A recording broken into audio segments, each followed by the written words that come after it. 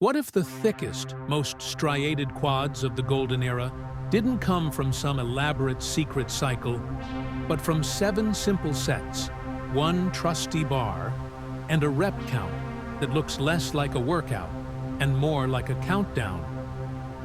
Franco Columbu, the Sardinian strongman, never actually called it a secret. But when Arnold Schwarzenegger caught sight of the tree trunk density literally popping through the guy's compact 5 feet 5 inches frame, he didn't just admire it. He borrowed the protocol that very same day. No wraps, no belts, no nonsense, no fancy machines, just a brutal, effective pyramid that starts at 20 reps and descends all the way down to a powerful double. That little ladder, unconventional for its time, is precisely why both Franco's and Arnold's statues on Venice Beach have legs that cast shadows you could practically hide a small car in. Picture this: Gold's Gym, Venice, 1972. The air is thick with chalk dust and the clang of iron, like a perpetual winter in sunny LA. Franco steps up to the squat rack. He loads the bar for 20 reps, a weight light enough that he could probably chuckle through it. Then, 2 plates heavier, he's at 15. Another plate, and he's hitting 10. By the time he's stripped the bar down to that final, heavy double rep, the whole gym has gone quiet, every head turned. Arnold, legendary even then, leans over and whispers, "What is this madness?" Franco, ever the man of few words, just points at the bar.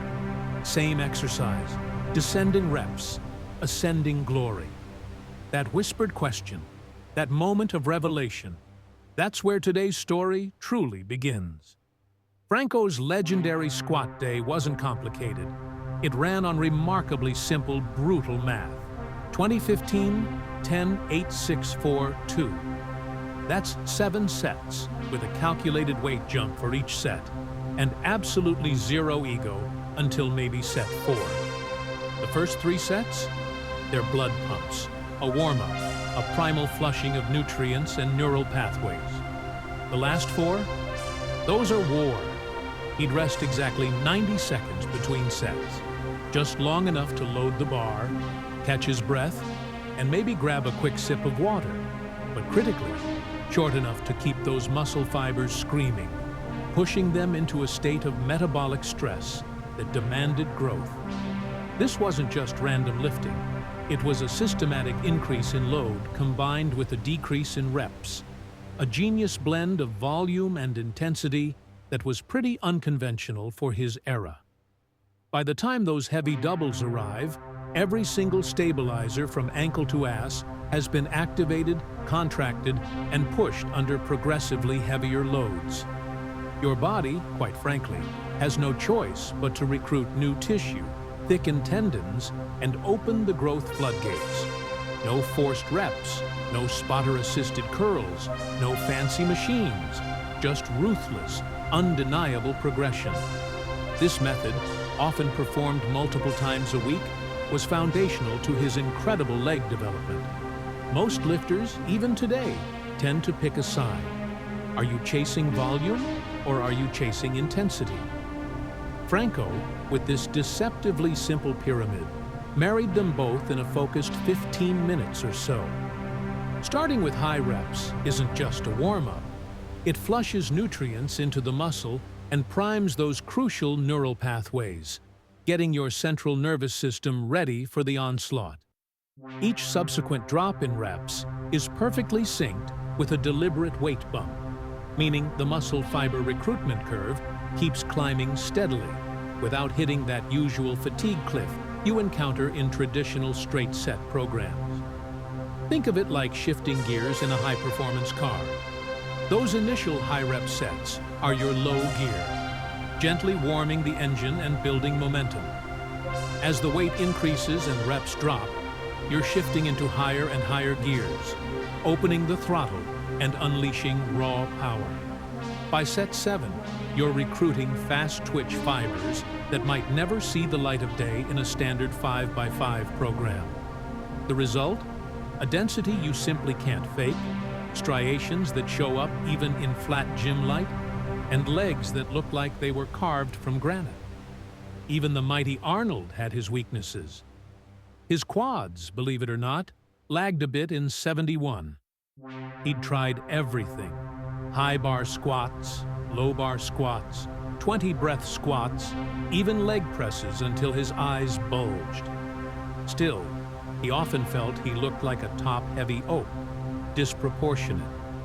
After watching Franco's pyramid in action, witnessing the sheer, brutal effectiveness, Arnold didn't hesitate.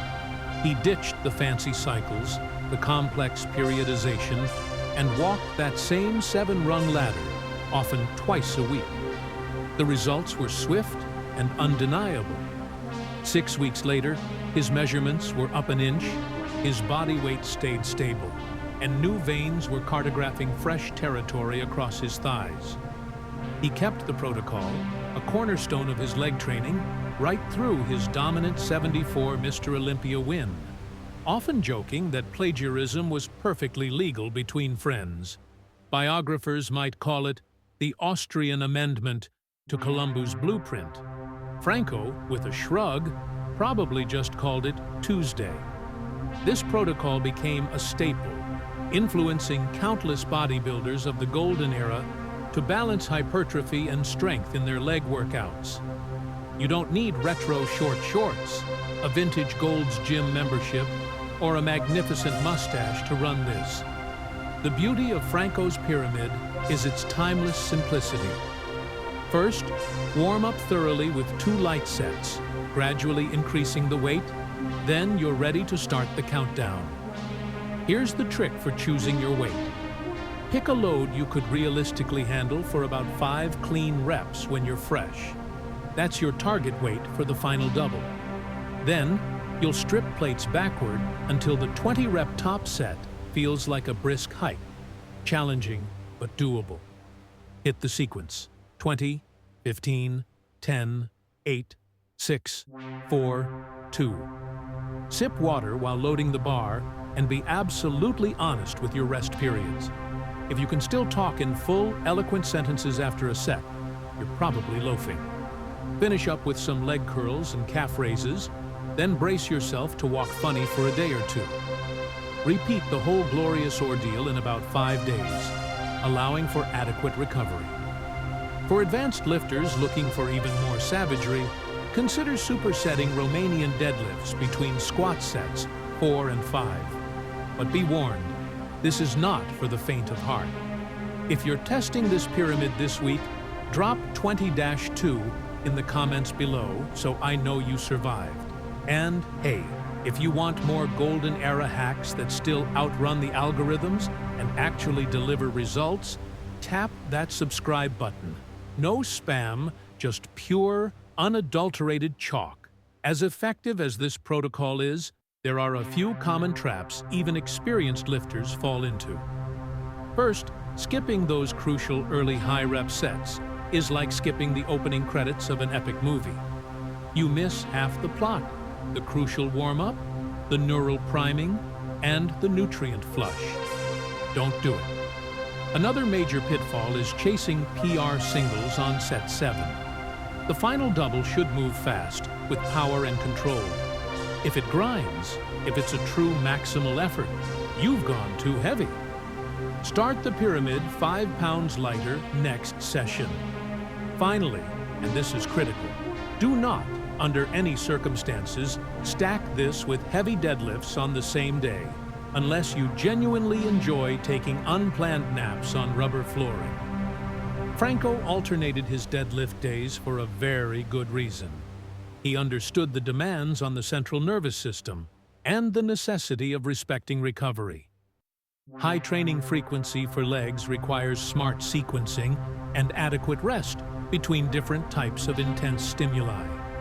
Walk into any serious gym today, and you'll inevitably hear talk of 5-3-1 conjugate methods, or the latest trend involving just adding bands. But take a glance at the quad sweep of any bodybuilder who grew up under the direct or indirect influence of Franco's gaze. and you'll still see the undeniable echo of those 7 descending sets. This simple, brutal protocol lives on, not just in niche hypertrophy plans, but in collegiate strength rooms, even in CrossFit boxes where athletes are chasing stronger front squats and more resilient legs. It's a method that stood the test of time because it works. It's simple, it's brutal, and it needs no trending hashtag to persist, because its results speak for themselves. Franco Columbu never wrote a thick textbook on exercise science. He wrote reps on a bar, etching his knowledge into his physique. Arnold Schwarzenegger never asked for permission to learn. He just asked for more plates. The weird leg trick isn't some circus feat or a fleeting fad. It's a timeless ladder that starts at 20, ends at 2, and builds pillars you can stand on for a lifetime. Load light, add iron, subtract reps, and watch yourself grow. 7 sets, one unbreakable rule. Never re-rack early.